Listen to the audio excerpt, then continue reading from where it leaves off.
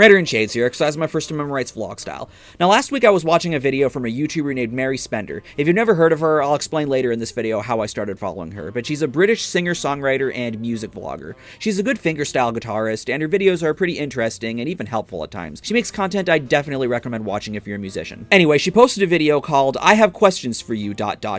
where she asks some general music-related questions for her audience to answer. And while I was watching it, I decided rather than leave a lengthy comment answering the questions, I felt I'd answer them in video form, because that's more fun. And it gives you guys in my audience a way to learn a little more about me and how I listen to music and consume content. I'm not sure if Mary was intending on people making response videos or not, but if she happens to stumble upon this video, hi, I'm RanterInShades, or Shades for short, and I specialize on this channel in making music discussion videos about music news stories, countdown lists, and things of that nature, under this umbrella that I've coined as music commentary. Now that the basic introduction is out of the way, let's answer her questions. First question.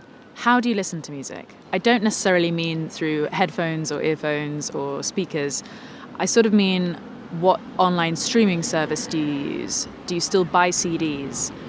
Do you have a vinyl player? I'm actually in the minority of people these days that doesn't stream music. I'm someone that likes collecting music for the bottomless pit known as my iTunes library, and I sync most of it onto this 256 gigabyte iPod Classic I bought around the time I graduated college in 2016. I'll talk a little more about this in a video I made earlier that year called Music in Space, The Death of the iPod Classic, a video that still holds up with me as I sometimes find myself searching online for a terabyte classic. Go look for yourself. I remember earlier this year there was a news story about Apple discontinuing iTunes in favor of essentially separating it into multiple apps, not just for music, but also podcasts, but I'm still able to use iTunes. It still works on my MacBook Pro, and I'm actually still able to buy and pre-order music.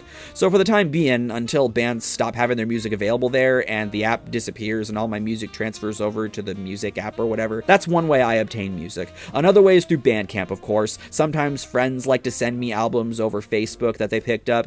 I do torrent some music, mostly out of print stuff, or to demo an album with the intent of purchasing it later if I like it enough to do so. I don't really buy much CDs unless I'm buying it at a merch table at a concert, which is something I generally only do with an opening band, or unless it's the only way I can obtain the album, like it isn't on iTunes or Bandcamp and there's no download link anywhere on the internet. An example of this is when I was binging Jimmy Neutron a couple years ago and tried searching for the band on the show, Greystar. They're actually a real band from New York, and they apparently got to open for the likes of The Used, Finch, and Story of the Year, and I found out that they had a CD available on Amazon called Between Dreams and Waking that came out in 2006, and since I couldn't find it anywhere else, I bought the CD. Are you really at all surprised I go this far when it comes to my childhood nostalgia? Honestly, the band sounds more emo, post-hardcore on the album than they do on Jimmy Neutron, but still, I have a rare piece of history here. Hey! You talked about that in the Billy and Manny video we made last Halloween.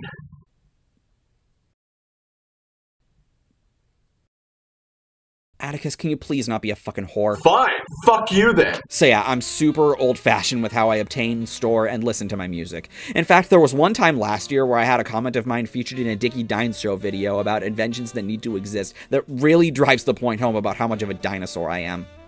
A terabyte iPod or iPhone. You know how fucking expensive that would be? It would be, but that'd be sick as fuck. Yeah, a terabyte. But who even uses the 256 gigs? Well, if I could, I fucking would. Oh, like all the old music, like you remember the big ass iPods, like 160 But like gigs? 256 gigs. Yeah, if you had the like option to, like why not? That's a lot. I don't know if you. Well, you don't even need to anymore. I mean, that would have been sick 10 Yeah. years ago. I was like, we just have streaming platforms now, so it's yeah. like. It sounds sick, but yeah, saying it out loud, I'm like, I guess I could just use Spotify playlist. I don't need 3,000 songs. Right, yeah. Question number 2. Where do you listen to music the most? In the gym? At home? While you're driving? Mostly at home and in my car. Though in my car, I also like turning on some of the longer videos in my sub feed while I'm driving somewhere as well. And if I'm traveling somewhere by plane or train where there's no internet and I don't feel like turning on any of the videos I have on my computer for entertainment and I'm not working on anything else, I'll listen to music there too. Do you care about lyrics? Do you really listen to them? Do you ever read the liner notes for the lyrics? Do you Google them? Maybe you listen to songs in a different language? that you might not necessarily understand? For me, lyrics will always come secondary to instrumentation. Me being a musician, that's where most of my attention tends to be directed towards. Some of my favorite music happens to be instrumental songs, whether they be one-off instrumentals or albums from instrumental artists. I've actually spent 2 videos of mine being a complete nerd about this. My favorite instrumental songs video and my Joe Satriani video. This actually applies to how I'm able to listen to music that's in another language, though even then that's definitely in the minority. The only bands I listen to that have material that isn't in English are Asian Kung Fu Generation, Maximum the Hormone, One OK Rock, and X Japan that have songs in, well, Japanese. Along with, of course, who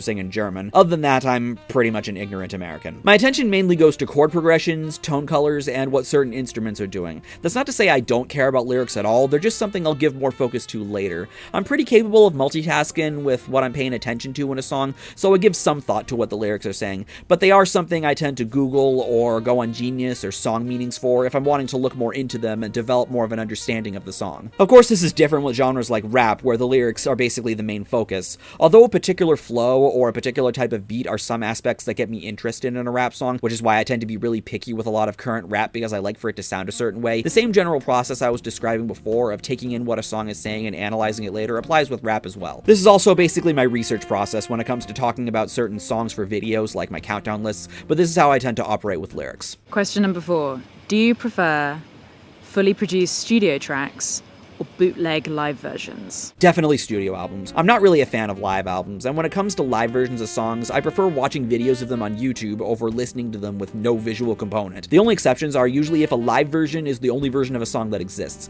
One example that comes to mind is Maroon 5's song Not Coming Home, which was recorded live and included on Songs About Jane. I wouldn't call live albums bootlegs because that implies they were made and sold illegally. I have been given bootleg live albums by an uncle of mine who's into that stuff. He's given me one of Joe Satriani from, judging by the track listing, sometime between 1992 and 1993 between The Extremist and Time Machine, and one of Dokken from 1987. But still, even as a fan of both Satriani and Dokken, I'd rather watch a live performance of theirs on YouTube than just listen to it. There are only 2 live albums I do like, and those would be Frampton Comes Alive by Peter Frampton, which is pretty much the gold standard for live albums, but that's not even my favorite. My favorite is this live collaboration between Jeff Beck and the Jan Hammer Group that was recorded in 1977 that was given to me by the same uncle. It's such a weird but cool mix of jazz and electronic music that I highly recommend checking out. I suppose you could also count albums like Poison's Swallow This Live and Wasp's Live in the Raw as live albums I like, but those are really only for the studio tracks that are on the albums. Other than that, and other than some certain mixtapes from some of the more current rappers I like, since that's where I think a lot of their stronger material tends to be, I'm pretty much strictly a studio albums guy, and EPs if I'm really wanting to take a deep dive into the band's discography. Question 5. What song do you have on repeat right now? I don't really like listening to songs on repeat, not even with songs like Beat the Bullet by Danger Danger, which I've gone on record saying is my favorite song. Kind of like what ARTV was talking about in his, at the time of recording this, most recent Dear John Q&A video, I try to not burn myself out on artists, and the same can apply to specific songs. Question number 6. What is your favorite record that's been released this year? Well, it hasn't come out yet, but I know for a fact that my album of the year is going to be Alter Bridge's upcoming album, Walk the Sky. But as for albums that are actually out right now, harkening back to what I said about instrumental bands, my favorite is currently Chon's self-titled. Chon is my 3rd favorite band after Alter Bridge and Bayside, who also have an album coming out soon. Chon just relaxes me with their mathy prog rock and clean, cheery sounding lead melodies and harmonies, and that's how I remember feeling listening to the self-titled.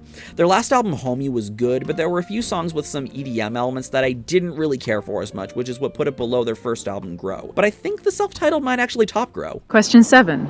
Do you watch music videos? Sometimes. I don't really have much of a need for them with all the music I have on me, but I'll sometimes go to YouTube if I'm not wanting to go through the rigmarole of locating the song on my iPod or even bringing it up on my computer. Like I talked about in my Should Bands Singleize Their Releases video, I don't really listen to singles that often, since I like saving them for when I play the full album for the first time. So my only impression up until that point is if a friend of mine is talking about a song or video, or if someone like the aforementioned ARTV does a track review of said single. Other than that, the only other times I tend to watch music videos is if it's part of my research for a video. What do you consume the most? Music, podcasts, or YouTube videos? This question seems a bit vague since you aren't specifying what types of YouTube videos. If you're wanting me to be general, I'd say given the amount of content creators I'm subscribed to, some I'm more consistent with following than others, my time spent watching YouTube is pretty much neck and neck with time spent listening to music.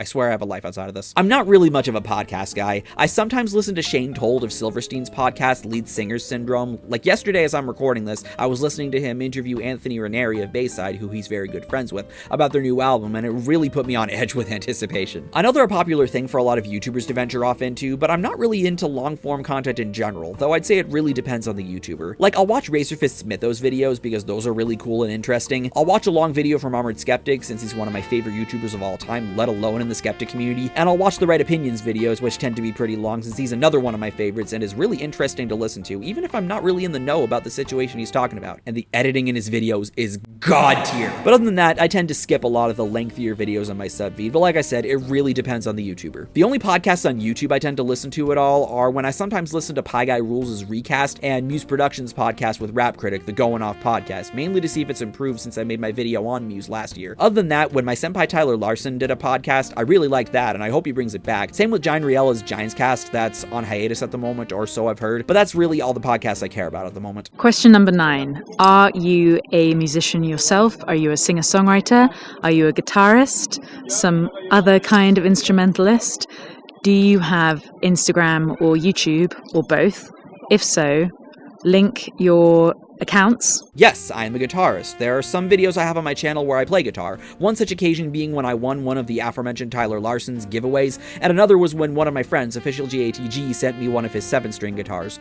I also play bass and drums, which was actually my main instrument until I started college and became more and more preoccupied with guitar. As for social media, well, look what you're watching this video on. But like I said at the beginning of this video, this channel is mostly dedicated to music commentary, like I said. I have a Facebook page, which is pretty free form with regard to what I post about, though it's mostly for updates related to my internet adventures. I am on Instagram, but that's mainly for personal use. I do have a lot of guitar videos there, but I mainly also use it for shots of concerts I go to, selfies I get with musicians, and pictures of my dog Fenway. I don't promote my Instagram on YouTube, but I guess since I mentioned it and my posts are public there anyway, if you want to follow me there, my Instagram is Shades Gordon. Question number 10. What was the video that you clicked on first of mine? And what was the video that made you subscribe? Alright, just letting you know this is going to get a bit serious. Well, Mary, I first heard of you either last year or the year before when I saw you do some collabs with the likes of Rob Scallon and Pete Cottrell, but it was around when Leo Maracchioli of Frog Leap Studios featured you in his metal cover of Sultans of Swing by Dire Straits, which is another one of my favorite songs of all time, that I decided to check out your channel. Usually when I'm getting into a YouTuber, I'll go back through their catalog and pick out some videos to demo so I can get a feel for their content. I forget which of your videos was the first one I clicked on, but I do remember that the video that got me to be like, yep, I'm subbing, I can dig this, was the Tuesday Talks or Tuesday Talks video called Fear of Failure. I even found the comment I left on it that says, "Thank you so much for this video. Sincerely, your newest subscriber." Aw. It's a video that really spoke to me. I mentioned this in Best Songs of 2018 when I talked about Let You Down by NF, how one of my biggest personal fears is failure, no matter what the area is. And as cliched of a message as the video might have had, it's very true that failing at something can serve as a stepping stone or a learning experience. And it is better than not trying at all, and that's something I've been trying to take to heart with things like music and video making, among other things. The part of the video that really struck a chord with me is when you said this. I think the thing to think about is, who are you afraid of failing in front of? That's another mental trap I think a lot of us find ourselves in, and that's why I really appreciated that video. That's actually the reason one song I really have a special appreciation for is You're Only Human by Billy Joel. And it's also the reason I'm going to go on a tangent and make a recommendation for a video I want all of you guys to watch from a YouTuber I want all of you guys to subscribe to. People who know me personally know I've been super annoying with this for the past year or so. The link to the description is a video called Why Shrek 2 Was a Perfect Sequel from a YouTube pooper turned movie reviewer who's absolutely skyrocketed into the realm of my favorite YouTubers of all time called Schaeferless Productions. I don't want to say too much about the video, but it spoke to me in a very similar way that the Fear of Failure video did, times 1,000 basically, with the whole subject of being good enough. It hits home so hard that it's actually a video that, I kid you not, actually makes me cry. Every fucking time. Please just watch this video. But yeah, getting on track, that's the video that led to me hitting the subscribe button. And ever since then, I've been watching your videos mostly regularly. Again, there are certain YouTubers I make more of a priority to watch when I see them in my sub feed, which basically applies to pretty much every YouTuber I mentioned in this video. But if you're wanting me to be objective, you, Mary, are someone I do think makes good content in terms of production and editing style. I know I edited out the visual shots from your video here for the sake of time, but they are beautiful shots, and I also really liked the music that plays during the shots.